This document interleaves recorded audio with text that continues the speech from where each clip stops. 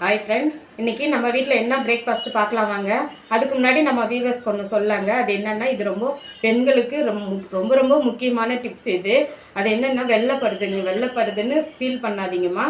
அது வெள்ளைப்படுதுன்னாக்கா நீங்கள் உடனே மெடிசன் எடுக்காதீங்க. கீழாநல்லின்னு தழைன்னு இருக்கும். குட்டி குட்டியாக நீங்கள் கீழாநல்லின்னு போட்டிங்கன்னாவே நெட்டிலே வந்துடும். நீங்கள் சர்ச் பண்ணி பாருங்கள். அந்த தழை கிடச்சிதுன்னா அதை எடுத்து காலம்புரை அதை அரைச்சி அந்த லிக்விடை அதை குடிச்சிருங்க, தண்ணி கலந்து. அதை தொடர்ந்து ஒரு மாதத்தில் ஒரு 15 நாளைக்கு அதை எடுத்துகிட்டு வந்தீங்கன்னா அந்த வெள்ளைப்படுறதெல்லாம் நின்றுடும். அதுவும் இல்லாமல் முக்கியமாக மஞ்சக்காமாலைக்கும் இந்த கீழாநல்லி தழை ரொம்ப யூஸ்ஃபுல்லாக இருக்குங்க. மஞ்சக்காமாலை ஸ்டார்டிங் ஸ்டேஜில் இருக்கிறவங்க அவங்க கூட இந்த கீழாநல்லி தழையை 15 நாளைக்கு வெறும் வயிற்றுல குடிச்சிட்டு வாங்க.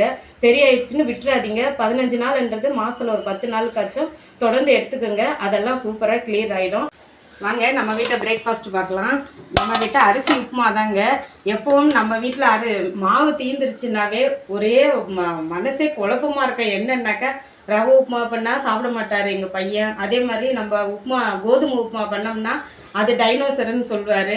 சேமியா கூட அவ்வளோவா சாப்பிட மாட்டாங்க. இந்த இட்லி, தோசை, சப்பாத்தி இந்த மாதிரி அரிசி உப்புமா பண்ணாக்கா அது இந்த சீரகமும் நெய்யெல்லாம் போட்டு செய்கிறதுனால பொங்கல் ஸ்டைலில் செஞ்சாக்கா அதை சாப்பிடுவா. அப்படி அதுக்காக தான் இதை நாங்கள் செஞ்சுருக்கோங்க.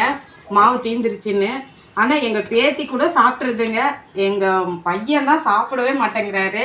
ஆனால் இது போல் நம்ம பொங்கல் ஸ்டைலில் அரிசி உப்புமா செஞ்சோம்னா நல்லா சாப்பிட்ருவாங்க. அதனால தான் இன்றைக்கி அரிசி உப்புமா தாங்க நம்ம வீட்டில் பிரேக்ஃபாஸ்ட் செஞ்சுருக்கோம். இன்றைக்கி சிம்பிளான டிஃபன் தான். கொஞ்சம் நாங்கள் வெளியே போக வேண்டியது இருக்குது. அதனால் சீக்கிரமாக முடிச்சிடலான்னு பிரேக்ஃபாஸ்ட் ரெடிங்க. வாங்க எல்லாரும் சாப்பிட்லாம்.